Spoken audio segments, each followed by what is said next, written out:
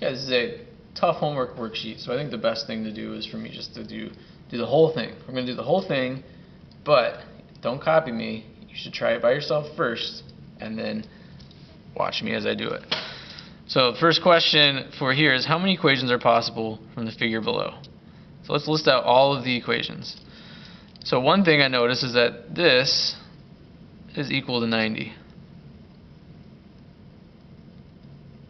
So that's one equation. And then we learned from one of our theorems that if you make a linear pair and one of them is 90, so the other one has to be 90. So there's another equation. 10x plus 20y equals 90. Another equation would be this. Because they both equal 90, then they both equal each other.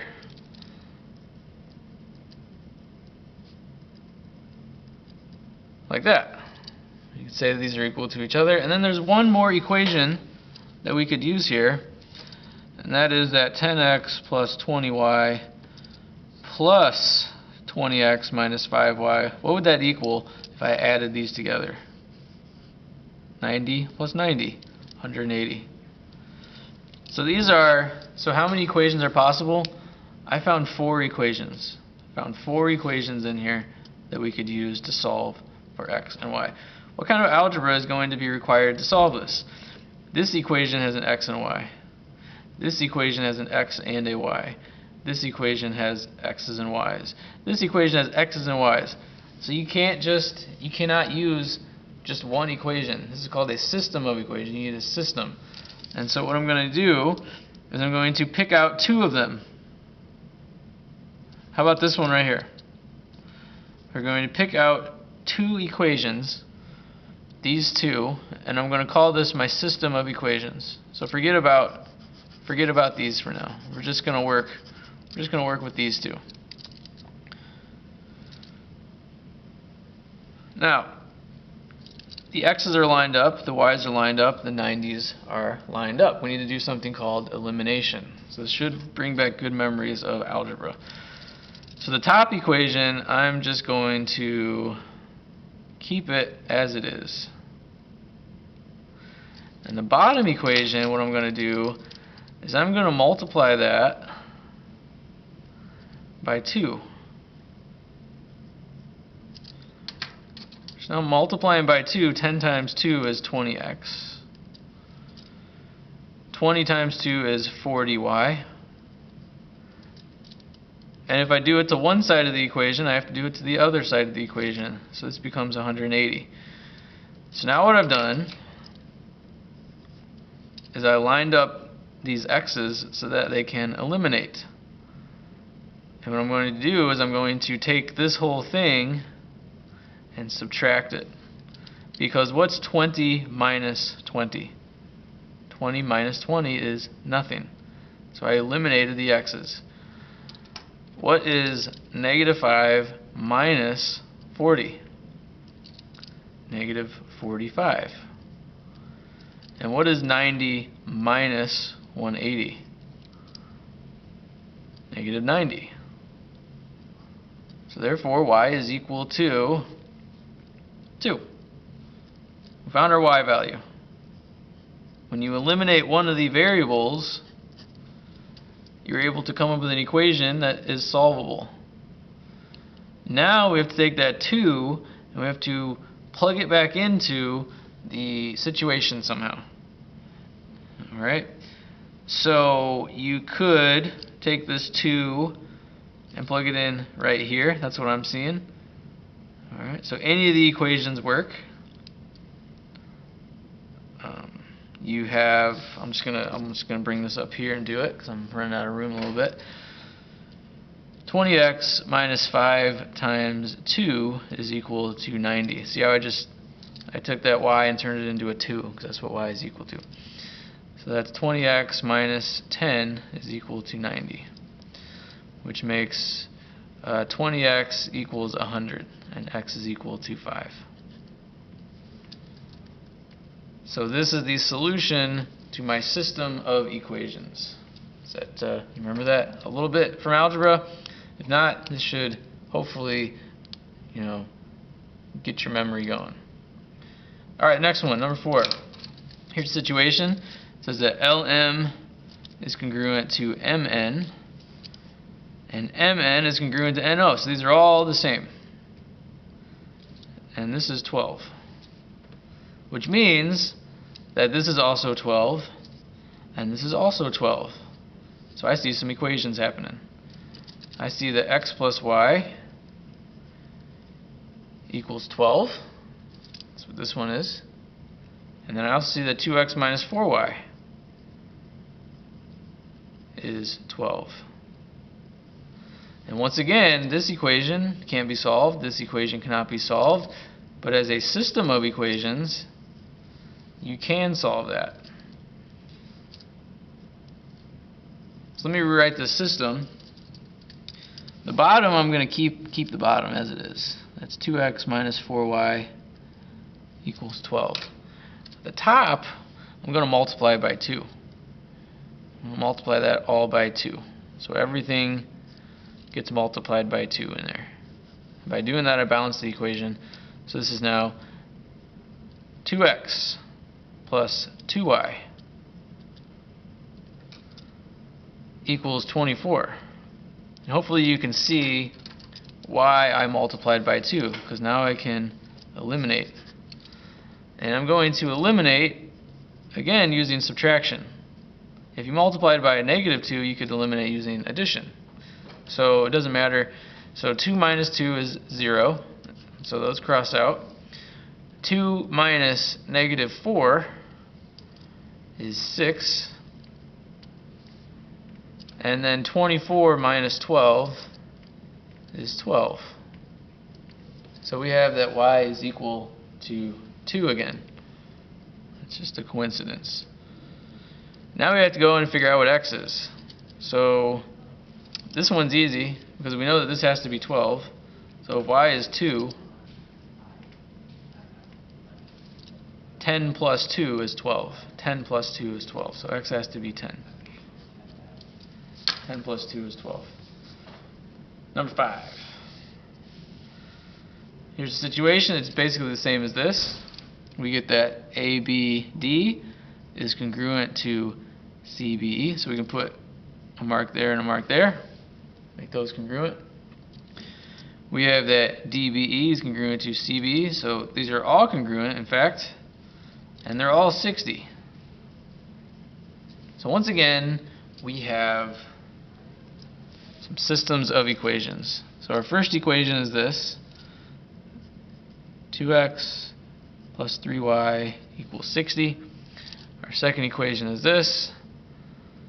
And I'm going to make sure I put it in the right order. This is negative 2x.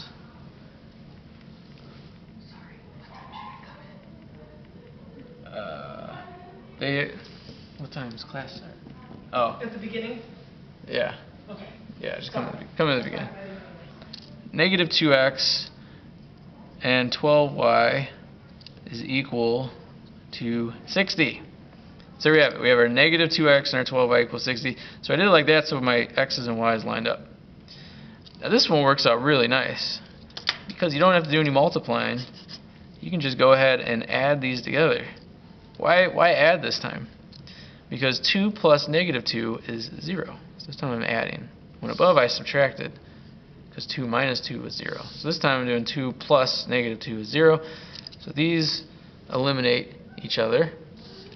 And then 3 plus 12 is 15y. And 60 plus 60 is 120. So therefore, take 120 and divide it by 15. And you get 8. Y is equal to 8. Now, you can take this equation over, for example, and plug in 8. So it was y becomes an 8. So that's 2x plus 24 is equal to 60. 2x equals 36 when you subtract that over. And now divide and you get 18. Halfway through. Number 6. Solve for x and y. So here you got to work smart, not hard. Here we go. So I could use the vertical angles to write an equation.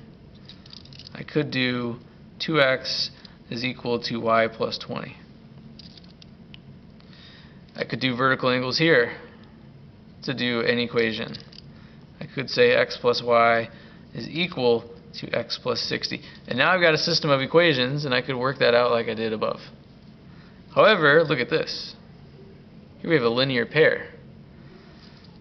So what I could do is do 2x plus x plus 60 equals 180 degrees. And this does not involve y at all. It only involves x. So this is going to be a lot easier. So now work it out from there. Subtract and divide. And you're going to get x equals 40. Okay, now we got to go figure out what y is. So if x is equal to 40, plug in 40. 40 plus 60 is 100. That makes this 100. So think about that. Makes this 80. Makes this 80. Here's an easy one. What plus 20 is equal to 80? 60 plus 20. There we go. We solved it. We got x and y solved for. Number 7. I think I'm going to leave that up to you. I'll give you a hint. Use vertical angles. Use some vertical angles in there. Number 8. Two lines that are not perpendicular intersect such that 1 and 2 are a linear pair. So here you go. Here's the picture. You got 1 and 2 are a linear pair. 1 and 4 are a linear pair. 1 and 4 are a linear pair. 1 and 3 are vertical angles. So there's the picture. Now just go through and tell me if it's true or false. Is 1 congruent to 2? Not necessarily. Is 1 congruent to 3? Yes, because they're vertical angles. Number 9. Given that the interior angles of a triangle sum to 180, so there's our given information. So that means that 4, 7, and 9 have to sum to 180 degrees. And 40 plus 13 plus 10 have to sum to 180 degrees. Find all the numbered angles. So we can use this 40 and say that angle 1 is also 40 because these are vertical angles. You got vertical angles there, that's 40. I can say that this is 50 because what's 40 plus 50? 90. And this is 90, so this is also 90. These two together have to be 90. There'd be a 90 degree angle right there. And this is also 90. And this is also 90. So we got, oh, and then what does this have to be? This has to be 50. Because 40 and 50 make 90. So we got 90 degree angle, 90 degree angle, 90 degree angle, 90 degree angle. Down here, we can figure out these angles. So buy one, get 3 free. If you've got one angle in this situation, you know that 6 is 105, you know that this is 75, and you know that this is 75. These have to add up to 180, these have to be the same, these have to be the same. Now working over to number 9, we have to use our given information. Given the interior angle sum to 180. So that means I'm going to start in my calculator with 180. I'm going to take away 50. I'm going to take away 75. And that leaves me with 55 degrees left. Can you take it from there? Can you figure out the rest of the angles in this picture? Try it out.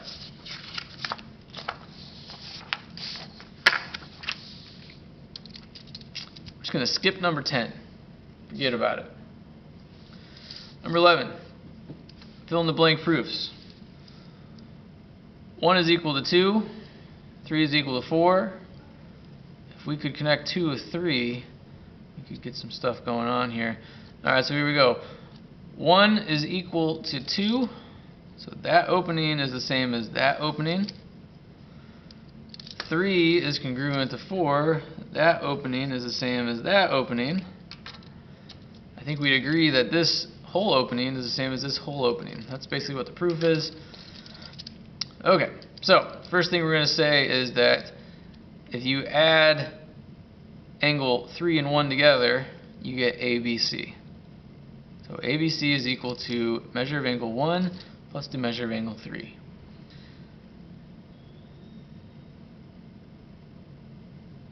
Now, we can substitute angle 1 for angle 2. See that? And we can substitute angle 3. Angle 3 can be substituted with angle 4. So 1 becomes a 2, 3 becomes a 4 because we said that they're equal. So now I've got that ABC is equal to 2 and 4. Well, what does 2 and 4 equal if I add them together? DEF. So now I've got ABC is equal to 2 and 4. I've got DEF is equal to 2 and 4. So naturally we can say that these have to be equal to each other. If ABC is equal to that and DEF is equal to that, then they both are equal to each other. That's a transitive property. You can think of that as A is equal to B and B is equal to C. I did that wrong. A is equal to B and B is equal to C, so therefore A is equal to C. A is equal to C. There's a lot of letters in there though, it gets confusing. Number 12. 1 and 2 are vertical angles. 3 and 4 are vertical angles. So therefore 1 and 2 are congruent. 3 and 4 are congruent.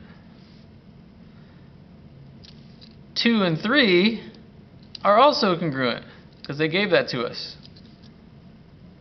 So we got lots of info. We got lots of info to work with. Can we put this all together? Start with 1. 1 implies 2. 2 implies 3. 3 implies 4. So therefore we can make the jump from 1 to 4. We can say that angle 1 is congruent to angle 4 by the transitive property. And I'm going to run out of time on my video, but we'll see how far we can get. I'll at least get it filled in for you. It appears that from the picture, first of all, it appears that from the picture 1 and blank as well as blank 2 and blank are vertical angles. So let's go look at vertical angles. 1 and 3 are vertical. 2 and 4 are vertical. So 1 and 3 have to be congruent, and 2 and 4 have to be congruent. This means that 1 is equal to 3, and the measure of 2 is equal to 4, because 2 and 4 are congruent. 1 and 2 are supplementary, as given. So now I'm bringing in my given. I brought in my given later. 1 and 2 are supplementary, which means that 1 and 2 add to 180. Now we can substitute for 1, we can substitute 3. And for 2, we can substitute a 4. Right? Because 2 is equal to 4. So now I've got that. I've got that 3 and 4 add up to 180. For by the definition of supplementary, if two angles add up to 180, then they must be supplementary. Alright, gets you the answers for the last one. You'll need to go back and review these. Bisect says that BD is a bisector, which means that 1 and 2 are the same. 1 and 2 conclude that the measures of 1 and 2 are equal. From the picture we have that 2 and angle 3 make a linear pair. 2 and 3 make a linear pair. So by the linear pair theorem we conclude that 2 and 3 are also supplementary, which means they add up to 180. Now you can substitute into the previous statement to achieve. Instead of writing 2 and 3, 2 can be turned into a 1. So So I can put a 1 there in place of 2. 2 becomes a 1. 1 and 3 are 180.